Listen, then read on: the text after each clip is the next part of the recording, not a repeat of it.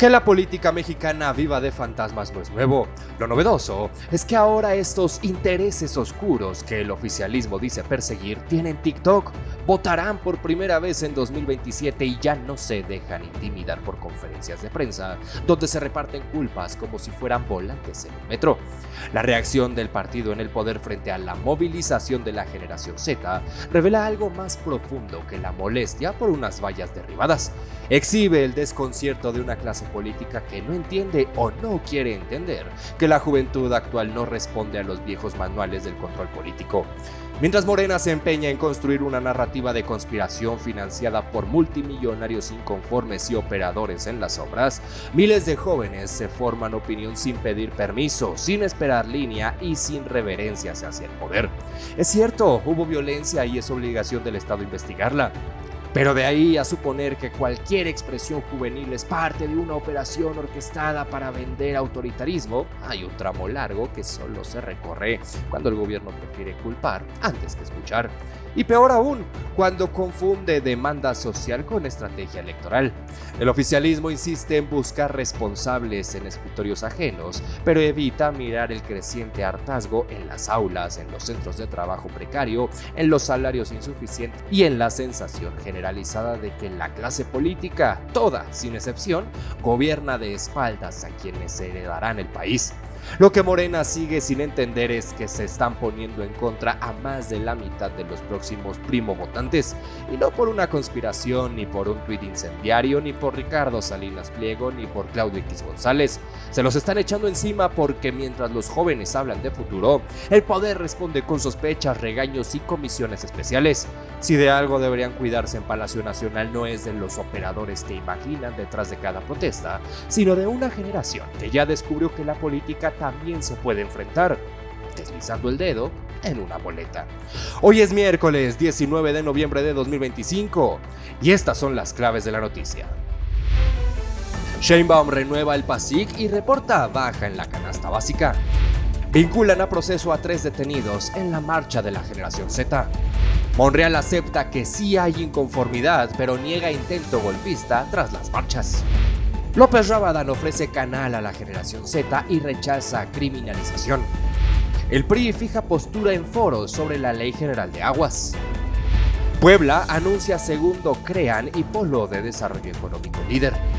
Pedro Aces celebra ventas récord durante el Buen Fin 2025. Canadá pide alto grado de precaución en México por violencia y crimen.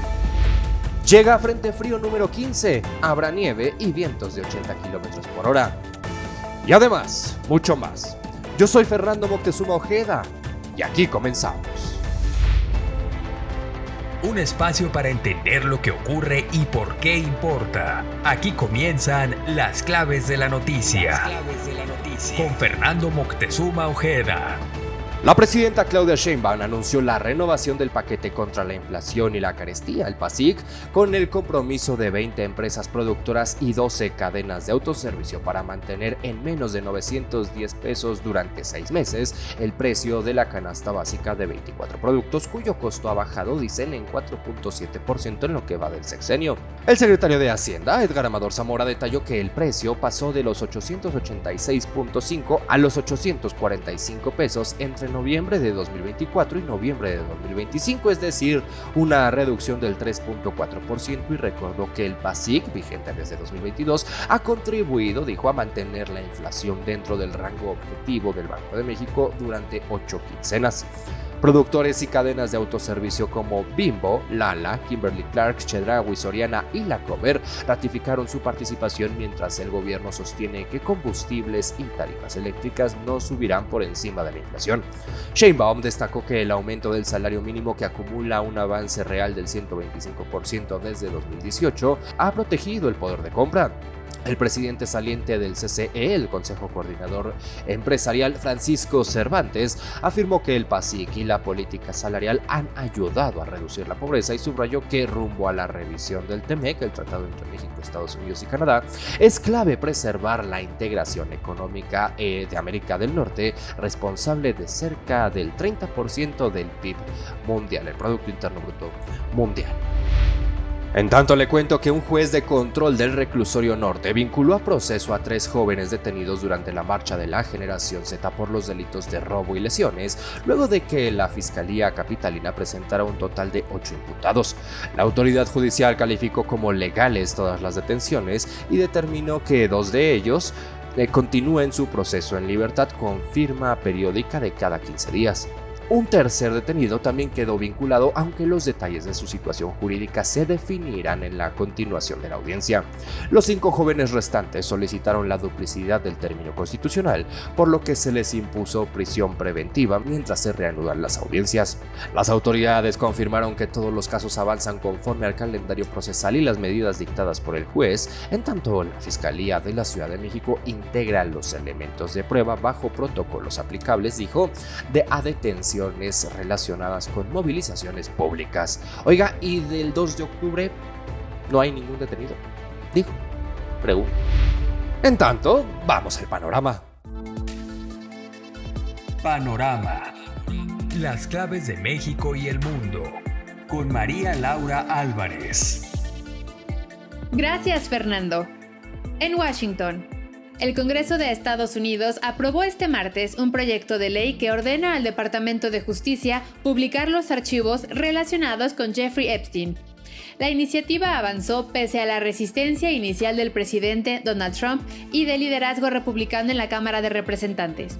Tras meses de bloqueo, un grupo bipartidista logró llevar la propuesta al Pleno, donde obtuvo apoyo suficiente para su aprobación.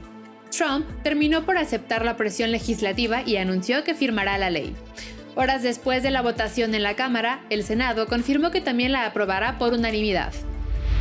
En París, el presidente francés Emmanuel Macron pidió reforzar la lucha contra el narcotráfico tras recientes hechos violentos, incluido el asesinato del hermano de un activista antidrogas en Marsella. Tras una reunión urgente con su gabinete, luego de la gira del canciller por América Latina para ampliar la cooperación, Macron llamó a adoptar una estrategia local e internacional y comparó el combate al narcotráfico con la lucha contra el terrorismo. Francia enfrenta un incremento de violencia relacionada con drogas.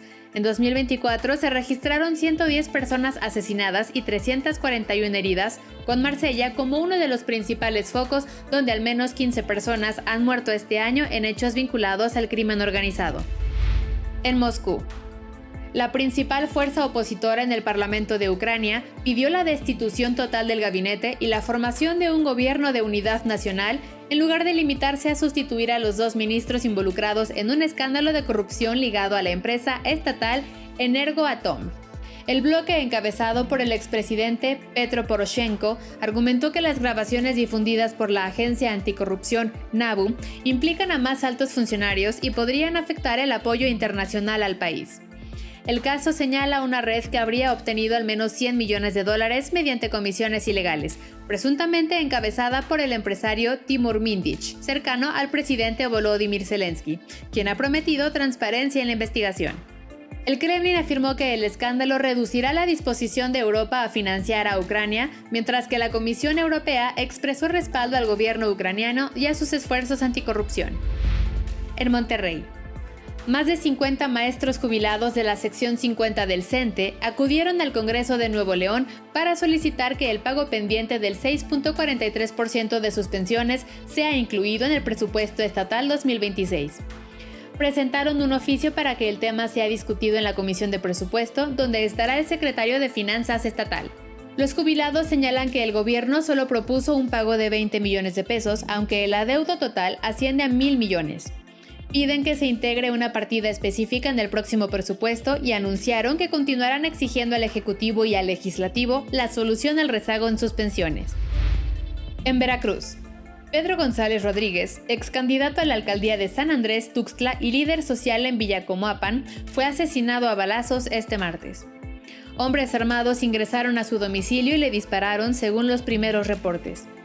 Elementos de la Policía Estatal y otras corporaciones acudieron tras recibir alertas por detonaciones, mientras que la Fiscalía Estatal realizó el levantamiento del cuerpo e inició la investigación correspondiente. González Rodríguez compitió en 2021 por el desaparecido partido Todos por Veracruz. Hasta ahora no hay información oficial sobre el móvil del crimen ni posicionamientos del gobierno estatal. Hasta aquí el panorama del miércoles, Fernando. Excelente día.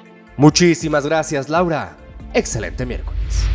Y por su parte, el diputado Ricardo Monreal Ávila, usted lo sabe, presidente de la Junta de Coordinación Política de la Cámara de Diputados y además coordinador del grupo parlamentario de Morena, reconoció que sí hay inconformidad en el país, pero rechazó que las recientes protestas, incluida la marcha de la Generación Z, representen un intento golpista.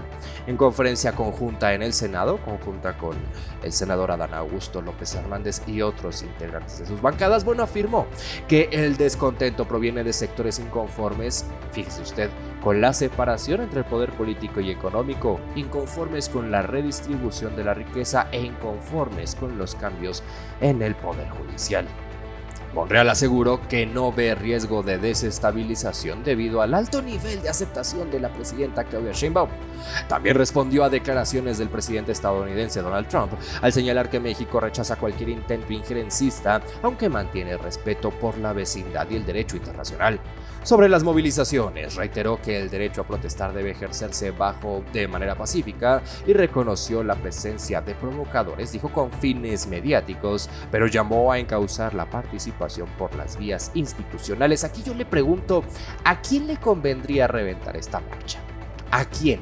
¿Para qué querrían reventarla? ¿Para qué querrían infiltrados? ¿Para qué querrían estos reventadores o estos infiltrados? Nada más pregunto. En fin, en cuanto a la agenda legislativa, detalló que la Cámara de Diputados mantiene en discusión reformas en materia de salud para vapeadores, aranceles, economía circular y la ley de aguas, que podría dictaminarse y votarse en los primeros días de diciembre, además de esperar la minuta de la ley contra la extorsión aprobada, que de hecho será devuelta del Senado a la Cámara de Diputados. Y en este marco, la diputada Kenia López Rabadán, presidenta de la mesa directiva de la Cámara de Diputados, anunció la apertura de canales institucionales y digitales para que la Generación Z envíe propuestas e iniciativas directamente al Congreso, al reconocer como legítimas sus demandas de seguridad, justicia y futuro. Rechazó la criminalización de las y los manifestantes y calificó como una falta de respeto las versiones que sugieren manipulación partidista o extranjera detrás de las protestas. La legisladora subrayó que el Estado tiene la obligación de garantizar la libre expresión y la manifestación pacífica e informó que la presidencia de la Cámara recibirá planteamientos mediante el correo oficial.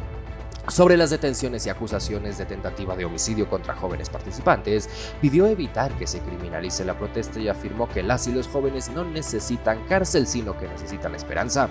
En torno a la violencia registrada en Michoacán, llamó a no retroceder en el plan Michoacán y evitar que los grupos criminales impongan condiciones. También desestimó las declaraciones del mandatario Donald Trump sobre posibles acciones bélicas en México, al insistir en la defensa de la soberanía y en una relación bilateral basada en el respeto. Por lo pronto, vamos al visor. Visor. Las claves del mundo empresarial. Con Alejandra Bailón. Gracias, Fernando. Buenos días para ti y la audiencia. Una falla en la red de Cloudflare provocó una interrupción generalizada que afectó a plataformas como ChatGPT, X, Coinbase, Modis y NG Transit. La empresa reportó tráfico inusual antes del incidente y aplicó una corrección que dio por resuelta a las 9:40 de la mañana, aunque continúa el monitoreo para garantizar la restauración total del servicio. Según Down Detector, los reportes llegaron a casi 5,000 durante el pico de la falla. El incidente se suma a otras interrupciones recientes en servicios de infraestructura digital, como las registradas en octubre por Azure y Amazon. Amazon cumplió 10 años en México tras invertir más de 145,000 millones de pesos desde 2015, aportando 29,000 millones de pesos al PIB en 2024. La plataforma opera con 27,000 vendedores activos, 99% de ellos pymes, que ofrece más de 5 millones de productos y genera 52,000 empleos con una contribución adicional de 19,4 mil millones de pesos al PIB. La empresa emplea a más de 150,000 personas en 14 centros de envío, 29 estaciones de entrega y oficinas de AWS y en 2024 generó 48,000 empleos indirectos e inducidos. Amazon también preparó un programa piloto con el DIFEM para contratar a más de 200 personas con discapacidad auditiva. En materia ambiental, avanza en su meta de 0 emisiones netas para 2040, con una flota eléctrica que ya recorrió más de 1 millón de kilómetros sin contaminantes. Estos esfuerzos buscan fortalecer su cadena de valor y su ecosistema de aliados en México. América Móvil analiza una nueva emisión de bonos senior para 2029 y 2034, destinados a refinanciar deuda y cubrir necesidades corporativas. Los papeles mantendrían las tasas actuales de 10.125% y 10.3%, con una guía de precios de 55 y 60 puntos básicos sobre bonos gubernamentales comparables. La operación, que podría alcanzar 15,000 millones de pesos, se definiría este miércoles. Moody's y S&P anticipan un impacto mínimo en el apalancamiento y resaltan la liquidez sólida y la estrategia financiera conservadora de la compañía. Hasta aquí el visor empresarial, Fernando. Excelente miércoles.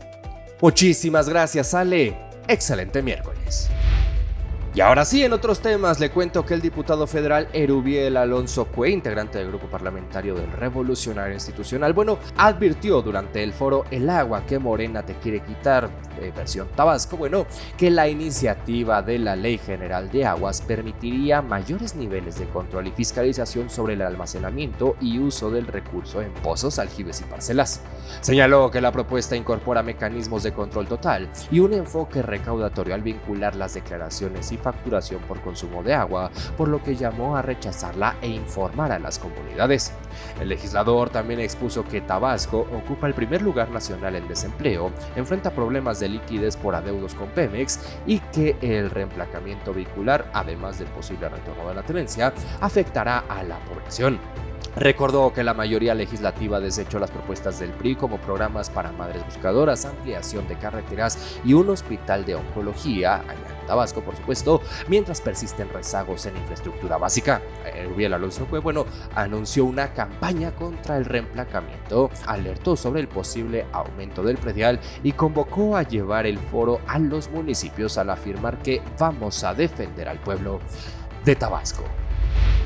Y por su parte, el gobernador de Puebla, Alejandro Armenta, anunció la instalación del segundo centro de especialización de recursos humanos de alto nivel en el sector automotriz, que se ubicará en Cuauhtlán 5, allá en el estado, como parte de la estrategia para consolidar a la entidad como un referente tecnológico en el sur-sureste. Informó que ya hay empresas confirmadas para el Polo de Desarrollo Económico, capital de la tecnología y la sostenibilidad, donde se busca atraer inversiones que generen desarrollo, distribución de la riqueza y vinculación con universidades. Las autoridades del corredor económico detallaron que el proyecto aspira a movilizar 20,000 millones de pesos y crear hasta 20,000 empleos directos y 40,000 indirectos. El modelo prioriza a empresas locales con bajo consumo de agua y energía, bajas emisiones y contratación regional. Finalmente, Armenta afirmó que esta iniciativa sigue la visión tecnológica de la presidenta Claudia Sheinbaum e incluirá un pabellón regional con municipios de la zona para abrir oportunidades a las y los jóvenes y fortalecer la economía comunitaria. Por cierto que Google anunció, ya más adelante me parece que Carmen Delgadillo tiene los detalles, pero Google anunció una fuerte inversión ahí mismo en Puebla. Pues enhorabuena por las y los poblanos. En otros temas, le cuento que el Buen Fin 2025 superó los 200,000 millones de pesos en ventas, de acuerdo con información del secretario general de la CATEM, Pedro Aces Barba, quien destacó que la mitad de los negocios participantes registraron incrementos de entre el 20 y el 30%. La actividad comercial también impulsó el empleo temporal, con un 38% de los establecimientos contratando personal y 92% de esas plazas siendo eventuales. El programa mantiene una tendencia de crecimiento respecto a los 165,000 millones de 2024 y los 151,000 millones de 2023, con un aumento sostenido del comercio digital que ya representa cerca del 30% de las compras. Tecnología, electrónicos, ropa, calzado y electrodomésticos concentraron la mayor demanda. Aces Barba señaló que el Buen Fin fortalece el mercado interno, promueve la formalidad y consolida la oferta de los precios más bajos del año. Ahora vamos a los indicadores. Indicadores. Las claves de los mercados con Arely Méndez. Gracias, Fernando. El dólar en ventanilla se cotiza hasta en 18.83 pesos a la venta y 17.81 a la compra, mientras que el euro se ubica en los 21.25 a la venta y 21.24 a la compra. La gasolina magna se vende hasta en 23.68 pesos por litro, la premium en 25.78 y el diésel en un máximo de 26.36 pesos por litro, según el precio promedio nacional. Mientras tanto, la mezcla mexicana de exportación se ubicó en los $57.85 por barril. Por su parte, el índice de precios y cotizaciones de la Bolsa Mexicana de Valores finalizó la jornada en 61.984.45 puntos, una baja del 0.55%. La acción ganadora fue Peña Verde con un alza del 7.32%, mientras que la perdedora fue Vasconia con un desplome del 11.68%. Hasta aquí los indicadores del día, Fernando. Excelente miércoles. Excelente miércoles, Areli. Muchísimas gracias. Ya casi para despedirnos, le cuento que el gobierno de Canadá actualizó, como le comentaba ayer, actualizó su guía de viaje y pidió a sus ciudadanos ejercer, dijo, alto grado de precaución al visitar México debido al incremento de la violencia y la presencia de grupos armados. La alerta emitida este 13 de noviembre incluye una recomendación adicional, dijo, evitar viajes no esenciales a estados con incidentes recientes de enfrentamientos, bloqueos y extorsiones. La lista contempla a Chiapas, con excepciones en Palenque, Tuxtla y la vía principal, Chihuahua, salvo la capital, Colima, solo Manzanillo por vía aérea, Guerrero, excepto Ixtapas y Guatanejo con acceso aéreo, además de Michoacán, Sinaloa, Tamaulipas y Zacatecas con restricciones parciales. También se incluyen zonas específicas de Guanajuato, Jalisco, Morelos, Nayarit y Sonora. Ottawa, la capital de Canadá, pidió evitar traslados nocturnos, carreteras aisladas y permanecer únicamente en áreas turísticas con vigilancia. En este contexto, la presidenta Claudia Sheinbaum minimizó el impacto de la alerta y afirmó que el turismo canadiense creció 11% y sostuvo que estas advertencias no sirven de mucho, dijo, aunque adelantó que su gobierno revisará el tema con la embajada de Canadá. Oiga, ¿y con los criminales como para cuándo lo va a revisar, presidenta?